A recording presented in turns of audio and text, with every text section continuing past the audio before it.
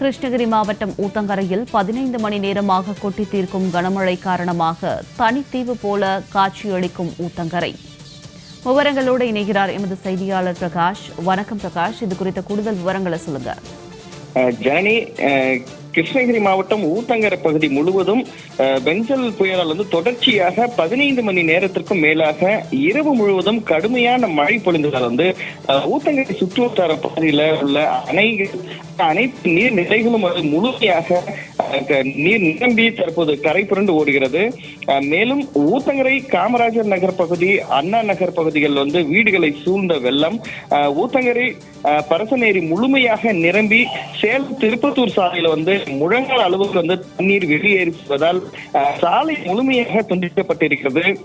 இதே போல முனியப்பன் கோயில் அருகே உள்ள மேம்பாலத்தின் மீதும் 2 அடிக்கு மேல் தண்ணீர் வருகிறது. இதனால் ஊத்தங்கரை கிருஷ்ணகிரி சாலையும் பல கிராம சாலைகளும் முழுமையாக தற்போது துண்டிக்கப்பட்டிருக்கிறது.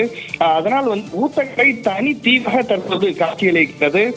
இதனால் வாக்கு போட்டிகளும் பொதுமக்களும் தற்போது பெரும் அவதிக்கு உள்ளாகி இருக்கிறார்கள்.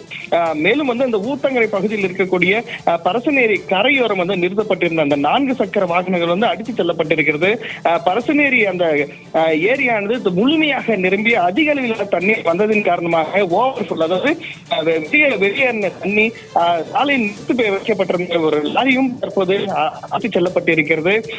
இதனால் அந்த பகுதி முழுவதுமே தற்போது ஒரு தீவாக காட்சி அளிக்கிறது. மேலும் ஊத்தங்கரை சுற்றுவட்டார பகுதி முழுவதும் கனமழையின் காரணமாக ஆங்காங்கே இருக்கக்கூடிய நீர்நிலைகளும் நிரம்பி கிராமங்கள் கூட தனி தீவாக ஆங்காங்கே போக்குவரத்து பாதிக்கப்பட்டு அந்த கிராம பகுதிக்கு செல்ல முடியாமல் தற்போது பொதுமக்கள் தவித்து வருகிறார்கள். தற்போது கிருஷ்ணகிரி மாவட்ட ஆட்சியர் சரையு மற்றும் கிருஷ்ணகிரி மாவட்ட காவல் கண்காணிப்பாளர் தங்கதுரை ஆகியோர் ஊத்தங்கரை பகுதிக்கு விரைந்து சென்று நேரில் தற்போது இந்த மழை பாதிப்புகளை தற்போது ஆய்வு செய்து மேற்கொண்டு வருகின்றனர். தங்களுடைய தகவலுக்கு நன்றி பிரகாஷ்.